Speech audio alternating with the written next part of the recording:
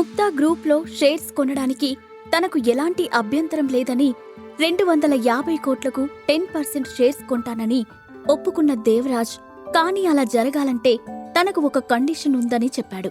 ఆ కండిషన్ ఏంటో చెప్పమని ముక్తాదేవి అడగ్గా, ఇది చాలా ఈజీ ముక్తాదేవి గారు అంటూ అక్కడున్న వాళ్లను చుట్టూ చూస్తూ తనకు ఒక కజిన్ ఉందని స్వరూప్ ఇంత ముందుకు ఎప్పుడో చెప్పాడు.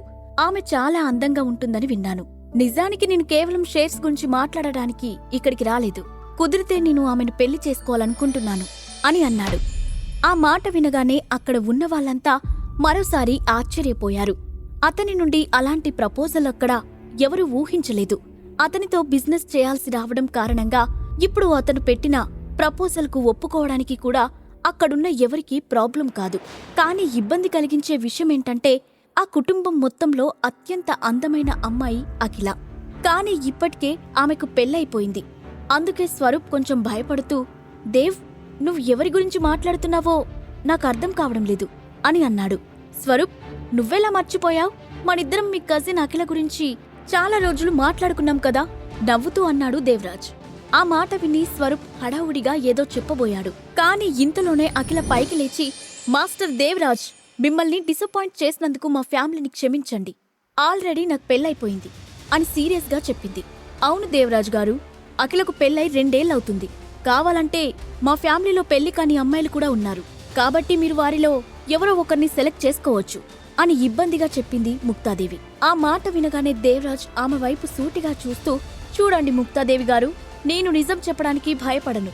ఈ రోజు నేను ఇక్కడికి రావడానికి కారణం కేవలం అఖిల మాత్రమే. ఆమె లేకపోతే నేనిక్కడికి వచ్చేవాడిని కాదు. ఇంకో విషయం, ఇప్పుడు ఆమెకు పెళ్ళైందని నేనేమీ బాధపడడం లేదు. ఆమె డివోర్స్ తీసుకుంటే నేను పెళ్లి చేసుకోవడానికి రెడీగా ఉన్నాను అని చెప్పాడు. దేవరాజ్ గారు, మీరు జోక్ చేస్తున్నారా? ముక్తాదేవి ముఖం నల్లబడుతుండగా కోపంగా అడిగింది. నేను జోక్ చేస్తున్నానని మీరు అనుకుంటున్నారా? గంభీరంగా అడిగాడు దేవరాజ్. స్వరూప్కి ఏం చెప్పాలో తెలియలేదు.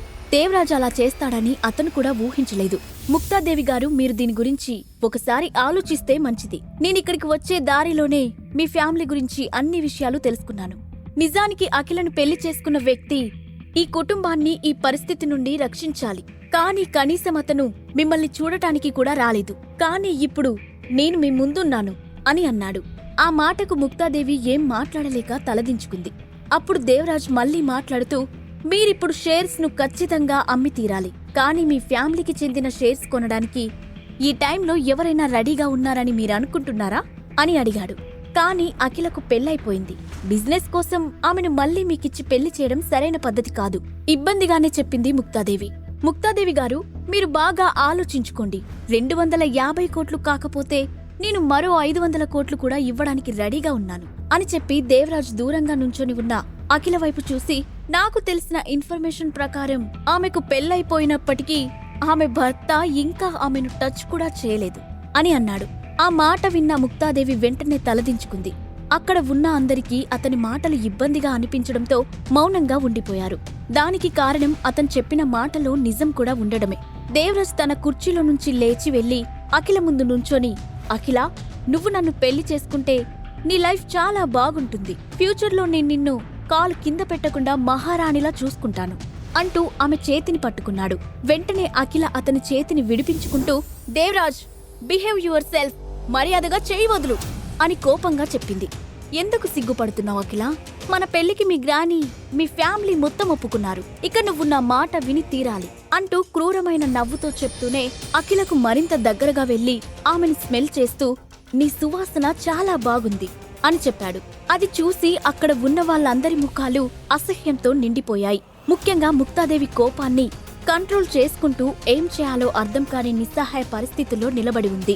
దేవరాజ్ ఇంతమంది ముందు అంత మూర్ఖంగా ప్రవర్తిస్తాడని ఆమె ఊహించలేదు. మర్యాదగా నా కూతుర్ని వదిలేయ్! అప్పటిదాకా కోపాన్ని భరించిన శైలజ ఒక్కసారిగా పెద్దగా అరిచింది. అవును, అఖిలను వదలండి.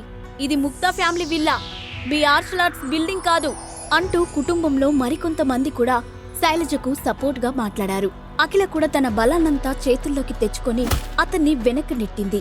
అఖిల తనను నెట్టడంతో దేవరాజ్ కోపంతో ఊగిపోతూ ముక్తాదేవి వైపు చూశాడు. ఆ తర్వాత ఆవేశంగా, స్వరూప్, చూస్తుంటే మీ ఫ్యామిలీకి కొంచెం కూడా సిన్సియారిటీ ఉన్నట్లు అనిపించడం లేదు అని అన్నాడు. దేవ్, నువ్వు కోపం తెచ్చుకోవద్దు అంటూ స్వరూప్ వెంటనే ముక్తాదేవి వైపు తిరిగి, గ్రానీ, అఖిల పెళ్లి దేవరాజుతో చేయడం మంచిదని నాకనిపిస్తుంది. కావాలంటే మనం సాగర్కి నష్టపరిహారంగా కొంత డబ్బు ఇచ్చేద్దాం అని అన్నాడు. ఆ మాట విని అక్కడ ఉన్నవాళ్లంతా ఆశ్చర్యపోయారు. ముక్తాదేవి కూడా ఏం మాట్లాడకుండా మౌనంగా ఉండిపోయింది. దాంతో స్వరూప్ మళ్ళీ మాట్లాడుతూ, గ్రానీ, అఖిల ఒక్కదానికోసం ఆలోచిస్తే ఇప్పుడు ముక్తా ఫ్యామిలీ తిరిగి కోలుకోలేని స్థితిలోకి వెళ్తుంది. ఇక మనకు ఎదగడానికి మరో అవకాశం కూడా ఉండదు అని అన్నాడు. ఆ మాటలు విన్న ముక్తాదేవి ఏం చెప్పాలో తెలియక తన శరీరంలోని శక్తినంతా కోల్పోయినట్లు నిస్సహాయంగా తలదించుకుంది. అక్కడ ఉన్న ఎవరూ ఒక మాట కూడా మాట్లాడటానికి ధైర్యం చేయలేదు. కుదరదు, నా కూతురికి ఇష్టం లేకుండా ఏదీ జరగదు అంటూ శైలజ అరవబోయింది.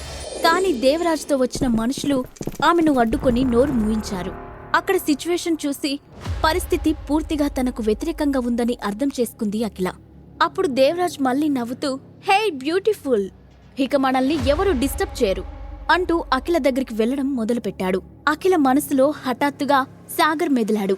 దాంతో ఆమె కళ్ళు మూసుకొని నిశ్శబ్దంగా, సాగర్, త్వరగా రా, ఇక్కడ నీ భార్యకి అవమానం జరుగుతుంది అని మనసులోనే గట్టిగా కోరుకుంది. ఈలోగా దేవరాజ్ అఖిల దగ్గరికి వెళ్లి ఆమె నడుంపై చేయి వేయబోతుండగా హఠాత్తుగా ఒక చేయి దేవరాజ్ చేతిని పట్టుకుని మెలితిక్కింది. దాంతో దేవరాజ్ కోపంగా వెనక్కి తిరిగాడు. నా భార్యకు దూరంగా ఉండు, దేవరాజ్ కళ్ళలోకి సూటిగా చూస్తూ చెప్పాడు అక్కడ నిల్చొని ఉన్న సాగర్. సాగర్ని చూడగానే అఖిల కన్నీళ్లతో వెళ్లి, సాగర్, కరెక్ట్ టైంకి వచ్చావు అంటూ అతని చేతిని పట్టుకుంది. అంటే నువ్వు ఈ అఖిలకు పనికిరాని భర్తవా అని అసహ్యంగా అన్న దేవరాజ్, నీ భార్యకు దగ్గరగా ఉండటాన్ని చూసి నువ్వు ఓర్చుకోలేకపోతున్నావా? అయితే విను, నేను త్వరలోనే నీ భార్యని పెళ్లి చేసుకోబోతున్నాను. ఈ ప్రశ్నలకు సమాధానాలు తెలుసుకోవాలంటే నెక్స్ట్ ఎపిసోడ్ వినాల్సిందే.